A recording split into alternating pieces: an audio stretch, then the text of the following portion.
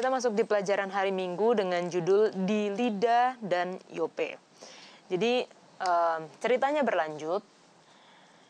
Kita bisa temukan di dalam Kisah Para Rasul 9 ayatnya yang ke-32 sampai 43. Kalau kita baca di sini, saat itu Petrus berjalan keliling mengadakan kunjungan kemana-mana, dan ia singgah juga kepada orang-orang kudus yang ada di Lida. Di situ didapatinya seorang bernama Eneas yang telah 8 tahun terbaring di tempat tidur karena lumpuh. Kata Petrus kepadanya, "Eneas, Yesus Kristus menyembuhkan engkau, bangunlah dan bereskanlah tempat tidurmu." Kalau kita baca cerita penyembuhan ini ya, sekilas kita teringat kepada apa yang Yesus juga lakukan dulu bersama dengan murid-muridnya. Yesus ketemu dengan seorang yang sudah dari lahir lumpuh, bahkan waktu itu ada juga yang dia selalu menunggu di pinggir kolam untuk disembuhkan, tapi nggak ada orang yang mau angkat dia masuk ke kolam kalau setiap kali kolamnya bergerak. Dan mujizat-mujizat penyembuhan ini kita temukan kembali di murid-murid Yesus. Dan secara spesifik saat ini Petruslah yang mengadakan penyembuhan itu. Kalau kita lanjutkan lagi, ada mujizat juga yang luar biasa dilakukan oleh Petrus yang juga dulu pernah dilakukan oleh Yesus, yaitu kebangkitan seseorang yang telah mati. Di sini ceritanya mengenai Tabita. Bahasa Aramik untuk rusa, dalam bahasa Yunani Dorcas adalah seorang yang sangat dikasihi di lingkungannya karena dia sering kali membuat baju, membuat pakaian dan diberikan kepada orang-orang yang membutuhkan. Kisah tentang kebangkitannya juga sejajar dengan suatu mujizat yang dibuat Yesus, membangkitkan anak perempuan Yairus yang waktu itu disaksikan langsung oleh Petrus.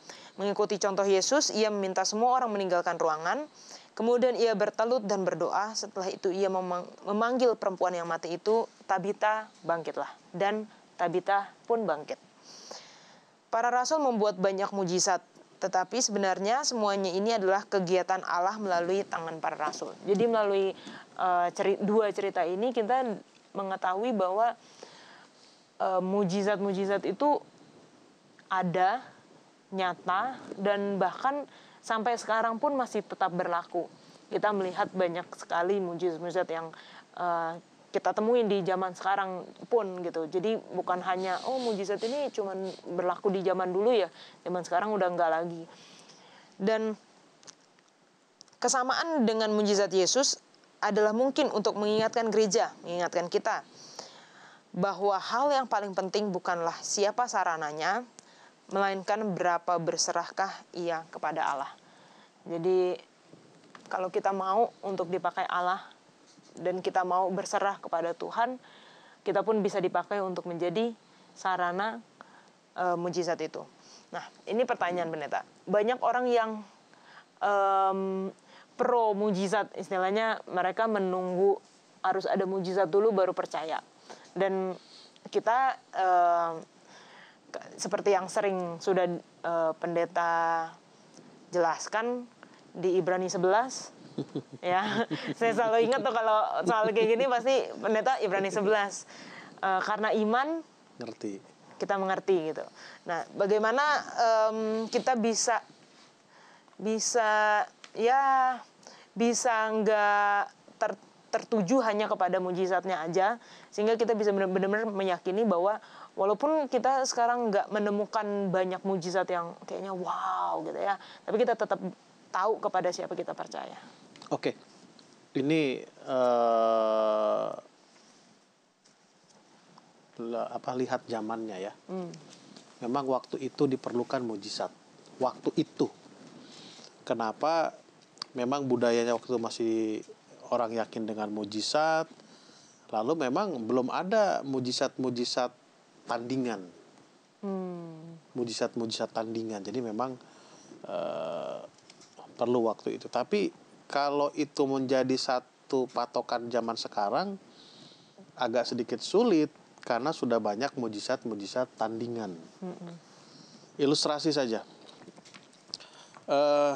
Saya ingat waktu saya masih kuliah, SMA kuliah, basket.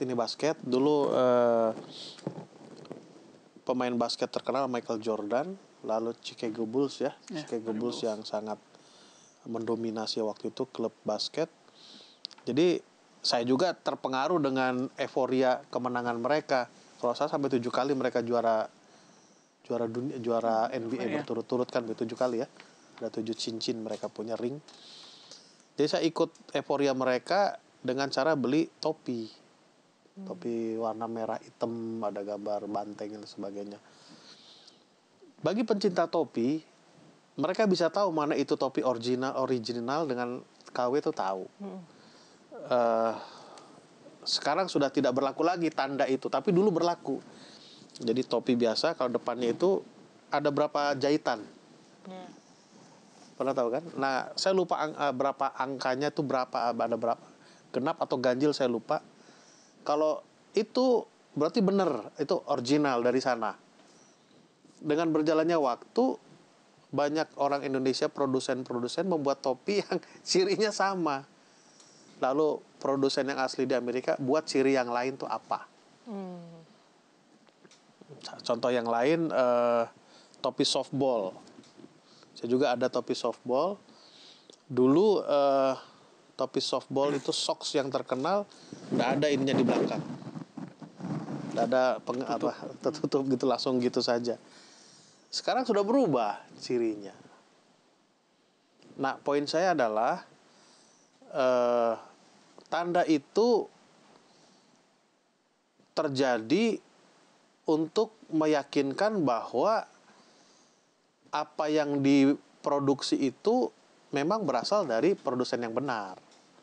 Tapi dengan berjalannya waktu, produsen membuat tanda yang lain untuk meyakinkan orang lain bahwa ini loh yang benar itu. Oke, kenapa saya katakan demikian? Ada kutipannya di sini sebetulnya. Ketika kita sepenuhnya membiarkan Allah menggunakan kita bagi pekerjaan Injil, hal-hal besar dapat terjadi. Seharusnya kita digunakan oleh Allah. Tapi sekarang berubah. Kita yang seolah-olah mengontrol siapa? Allah. Sehingga mujizat ini menjadi satu alat yang dipertontonkan. Lihat, saya bisa kontrol ini Tuhan. Bahkan tidak. Tuhan yang menggunakan kita untuk melakukan apa? Peristiwa-peristiwa yang terbesar itu. Jadi sederhananya adalah, ya mungkin di zaman ini mujizat itu diperlukan. Zaman sekarang masih ada, tapi tidak terlalu diperlukan secara signifikan. Oke, terima kasih Pendeta untuk tambahannya. Kita akan masuk di pelajaran hari Senin. Jangan kemana-mana, kami akan kembali.